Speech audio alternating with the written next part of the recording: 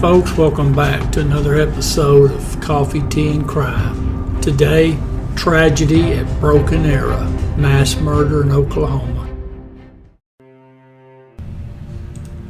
Folks, we're going to be in area around Tulsa, Oklahoma. The community of Broken Arrow. It borders Tulsa there on the southeast side. The crime we're going to be talking about, it occurred July 22nd, 2015. And it is a very disturbing case. It's going to be two brothers. And they had decided that they wanted to be mass murderers, serial killers. And they decided that the best place to start would be their own family. So during this attack within their home against their family, they stabbed to death the mother, the father, younger sister, two younger brothers, and severely wounded another sister. Now, the youngest sister, who was not quite 2 years old, she survived unharmed, but that's only because they forgot she was upstairs. Now, the information I'm using for this is going to come from the Oklahoma Appellate Court, so the information should be fairly accurate. Now, the Appellate Court, when they did their regurgitation of the facts of the case, they based it on the testimony of the surviving sister and then on the confession of one of the two suspects. Now, the two suspects, one's 16 and the other's 18. It's amazing to have that much evil in you and be so young. Now, in the months, weeks, days prior to the attack of their own family, two suspects had been collecting Kevlar vests to wear and knives. Now, their plan was after they slaughtered their family, they were going to go cross country and go on a killing spree. There were certain serial killers that they wanted to emulate. They wanted to exceed the body counts of these other killers, which this is what happens when you glorify suspects. Put it all out there for people to look at. Victims get very little attention. It all goes to the suspects. Now, the brothers had ordered some guns, and these guns were going to be delivered to a local gun shop. And of course, somebody 21 years old would have to go pick them up. And they were still working on who they were going to get to go pick up the guns for them. Now, they had ordered ammunition. Over 2,000 rounds of ammunition had been delivered to the house. In fact, that delivery came in July 23rd, so the day after the killing. All right, so it's late in the evening on July 22nd. Family members are in bed, except for the two suspects, the sister, and then the mama. So you got four family members still awake. Now, the little girl, she said that around 11:30 p.m., her mama told her to go tell the two brothers, the two oldest, the suspects, they need to go wash the dishes. So now, sister, she goes to the bedroom. She walked in, she found they were putting on body armor. She also noticed they had several sets of knives out on the bed. Now, she had seen these knives and the body armor on previous occasions. Now, when she came into the room, one of the suspects turned to the other and said, "Should we do it right now?" The other suspect said yes. So one of the suspects told her little sister, said, "Come over here, I want to show you something on the computer."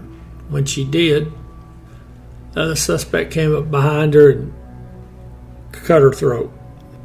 Now, the little girl did not die as they planned. She fought back, despite the fact she was stabbed multiple times. Now, the little girl, she ran from the bedroom and she headed towards the front door. She said as she ran towards the front door, she heard her mother scream. The little girl, she got outside, but they grabbed her there around the front porch and drug her back into the house. Now, the little sister, she had suffered multiple stab wounds, including some that appeared to be defensive wounds. Several of the wounds were so severe that her internal organs were protruding out partially from the abdomen. She was so badly injured that when first responders would make the scene later, they thought she was dead or getting ready to die. But she survived. Then the suspects, they went after the mama. Now the mama, she fought back as best she could. She was stabbed 48 times. Arms, neck, face, chest, abdomen. Well, then the two suspects, they're trying to figure out where the rest of the family went. And they decide, okay, they must be hiding in the house. Now, a younger brother, who was only 10, and a 5-year-old sister, they heard all this commotion going on, and they had run and locked themselves in a bathroom. So one of the suspects went to the door, knocked on it, and said, "Let me in, he's going to kill me," which he's trying to convince the younger siblings that it's not him that's doing it, it's the other one. Well, of course, they didn't know any better. They opened the door. Suspect walked and stabbed both of them to death. 10-year-old little brother had 21 stab wounds to back, chest, head, and neck. 5-year-old little sister had 23 stab wounds, neck, back, chest, face, abdomen. Both victims had defensive wounds. Now, their 12-year-old brother, he had run and locked himself in his daddy's home office. And the suspects pulled the same routine. One of them knocked on the door and said, "Hurry, let me in. The other brother's going to kill me." So he opened the door, and they stabbed him 21 times, stomach, chest, head, neck, and back. Now, the two suspects had disabled the home alarm system, but before he was murdered, the little 12-year-old brother, he'd called 911. So evidently he was still on the phone with the dispatchers when he opened the door to let one of the brothers in. Dispatchers would later say they could hear a commotion, screaming, talking in the background, and then the phone being disconnected. One of the suspects admitted to taking the phone and throwing it down on the floor.